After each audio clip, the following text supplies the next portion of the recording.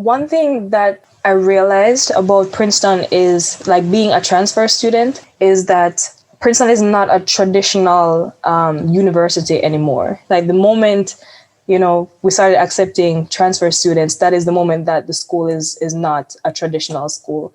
And I feel like being a part of the transfer program, we're able to see just how much like diverse the population is. Not just, I'm not talking about like with race or ethnicity, but with, thoughts and, how we think, because you have transfer students who are in their late 20s. Some of them are married with kids and they're in the same class as, students, traditional students, and they're probably friends too. So I find that is really enriching and it brings something new to Princeton. So I really appreciate that about the transfer program.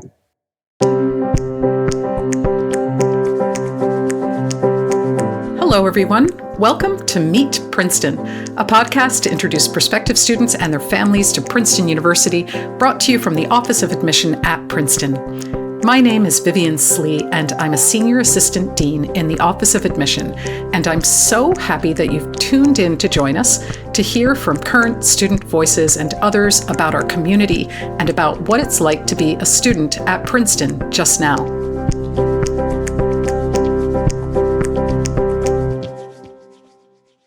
Hi, Alex. How's it going?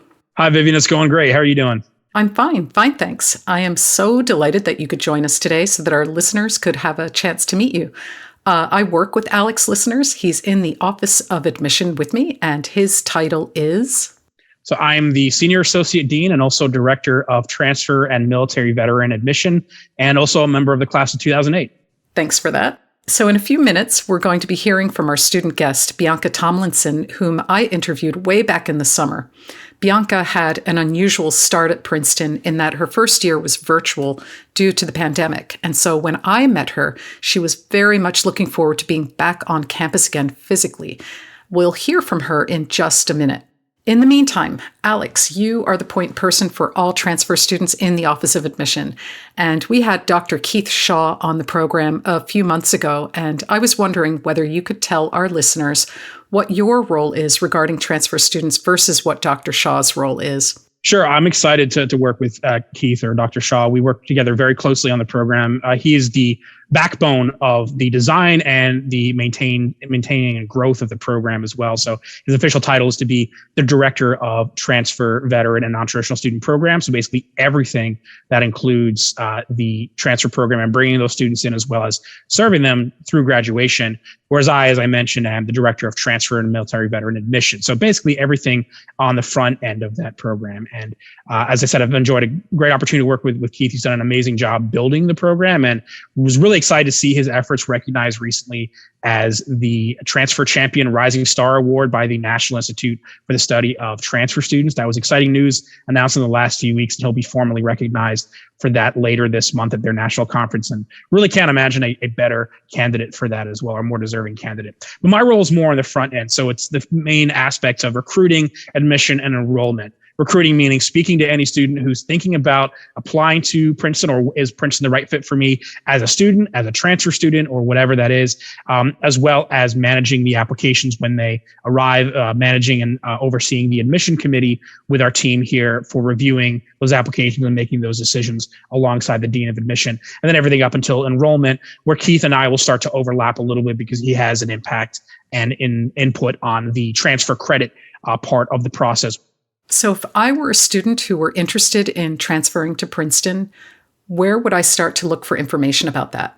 The first place to start is the publicly available information that we have, on our web pages and publications. And I don't mean that to say to push students to a website and say, do the research on the website, but you're absolutely welcome to reach out to us and I'll speak with anyone, and my team and I will speak with anyone who's interested in transferring or applying as a transfer or a veteran student or whatever, because that process is very different for the student who's coming from the average high school setting where students are applying and they have more students applying to Princeton. But we're happy to talk to you and answer all your questions. But also the transfer students page of our admission website is not just about the requirements and the timelines. There's a lot of great information to help you get to know our current students as well, our transfer students, their testimonials, their blogs and videos that Vivian, you and your team in communications have been putting together. Our transfer program is going to go through a bit of a change, and I wonder if you could tell our listeners some more about that.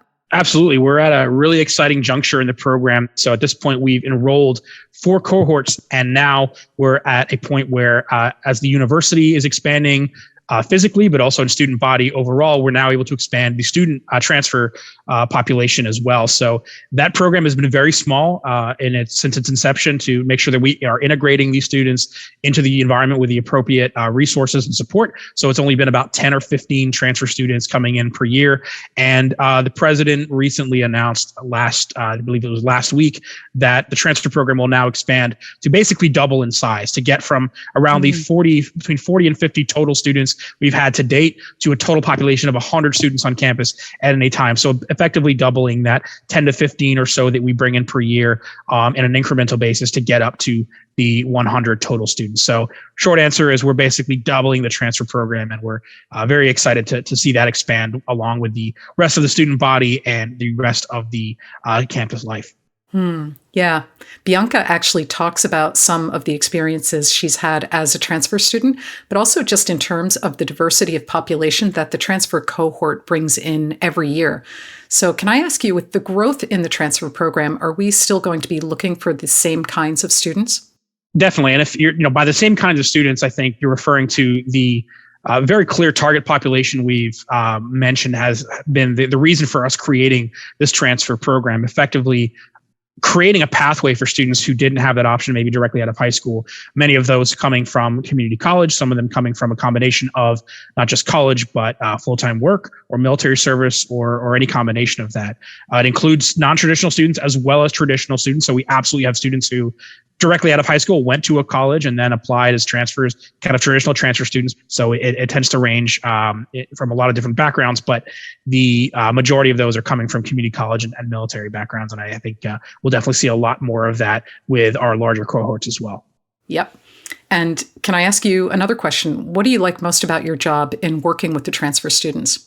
That's a good question. And it's something that I think about often, because sometimes it's easy to define and sometimes it's not. It's one of those things that you kind of know it when you see it, even if you can't describe it. But I think there's a lot of overlap in the transfer population. What I like working with the transfer population, as I do working with any student who's coming to Princeton, I think just the exciting range of abilities and talents and experiences they bring, and the great diversity within that we see in all students, including our first year students. But there are just an additional added layers, I think, to that with our transfer students. They have as many talents and interests and backgrounds as any other student, including any other traditional student, but there are just more layers in terms of their life experiences. And I think just the diverse perspectives that they bring to not only allow us to include those perspectives and bring those, create pathways for those students to gain from the resources at Princeton, but also to enhance the learning from, in the entire student body by the diverse backgrounds and perspectives that they bring.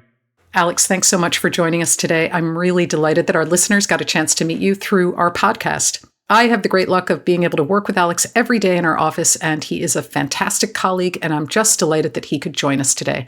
So thank you very much. And moving on, just to give listeners some context, Beianka Tomlinson was a rising sophomore doing a summer internship when we interviewed her last July. So let's hear what she had to say.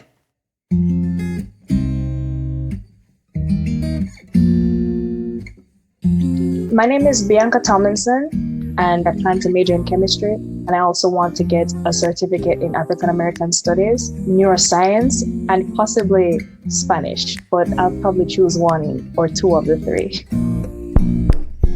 I'm from Kingston, Jamaica. Everybody knows Kingston. I went to Immaculate Conception High School. It's all-girls Catholic school in Jamaica. The community there, the environment there, I like to believe that we're all very hardworking. I'm always surrounded by students in my high school who are really, go-getters. And I think that's where I got some of my drive from and my energy from.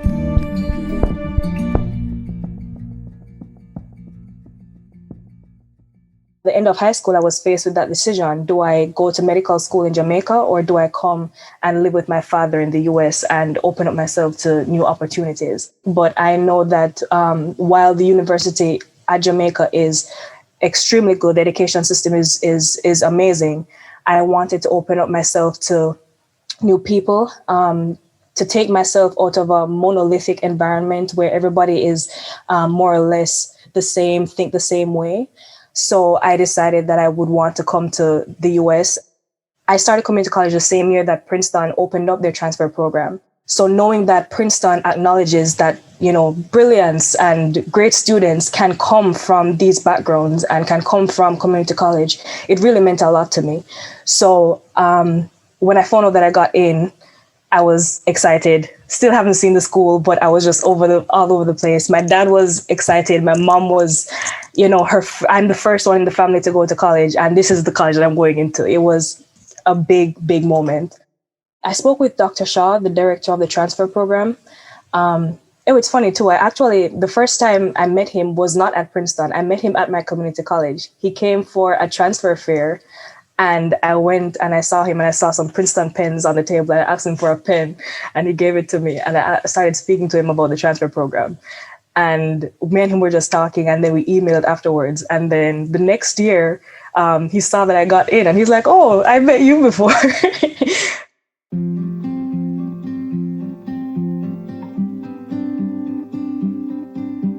I feel like the first time you get to Princeton, you're always going to be like, like that is a given. I feel like you're always going to have that feeling. Every semester, for the past 2 semesters, I've had that feeling initially where I'm like, this is so much work. But you got into Princeton for a reason. You have the ability to take on so much. And when you look back, you're like, how did I do so much in such a small amount of time? The workload is a lot and it's fast paced, but it's not rocket science that you're doing. You're not going to be like finding the cure for cancer at Princeton. I mean, you could, but you're not going to be doing that in your classes. So if you don't understand a topic, it's more than likely it's you psyching yourself out. That's what happened to me in my first semester with physics. I started doing physics, and for some reason, I just could not understand it. I realized that I was psyching myself out initially. I was telling myself that this is too hard for me because I am not really a math person. In my head, I'm not really a math person. But once I spoke to myself and I said, you're having imposter syndrome. And as soon as I realized that I was sabotaging myself and it's not that physics was sabotaging me, my grades started to go up, and everything worked out fine. So the workload would be a lot. The work itself will not be hard. So you can do it.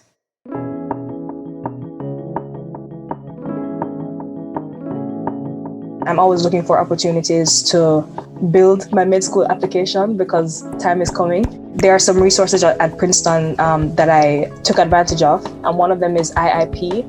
They give you opportunities to, apply for internships at hospitals internationally. So I applied to some internships in Bolivia, in Mexico, Ecuador. So that's one resource. And they're not just for med school, they're for anyone who just wants to do internships. There's also PICS, P-I-C-S. I applied to internships there as well. They do like local internships, like national internships. So you can apply to internships in different states. And that's how most students get opportunities outside of Princeton. I was in a group chat, a Princeton GroupMe group chat, and someone said, if you guys are interested in pediatric oncology, there's this doctor that's doing research at Children's Hospital of Philadelphia. And if you want to just send them an email, and that's it. So I'm like, okay. So I sent an email to Dr. Applins. He is a Princeton alum. I sent him a cover letter, I sent him my resume, and then he emailed me back and he's like, okay, we'll take you. Just like that. So for my internship, I am abstracting patient data from their charts and trying to help physicians and pediatric oncologists to find the best method of treatment for kids with acute myeloid leukemia. So that's what we're working on right now. I took a class with Professor Carolyn Rouse, and it was called Race and Medicine. It was an anthropology class. And we spoke about disparities in medicine, the origins of medicine, and how racism played a role into it. I see some parallels now with where I am now at CHOP, because we are working on understanding minority children with leukemia. So the disparities that you see is some of the disparities that we talked about in class, and some of the disparities that we analyze and we discuss. So it's interesting to see how what we learned at school is being brought over into real life. It's a really fun class and very interesting. I would recommend that class.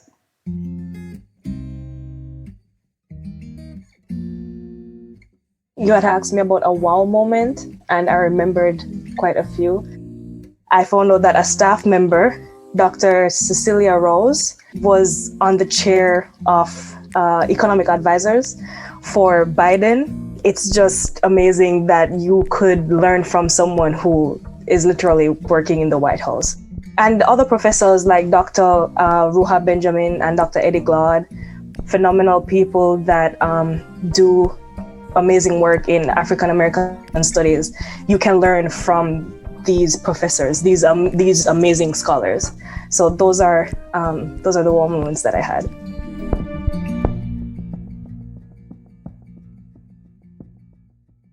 We hope you enjoyed hearing about Bianca's experiences at Princeton so far, and I really hope that we might be able to catch up with her one day again soon. In the meantime, our mailbag will return in the next episode.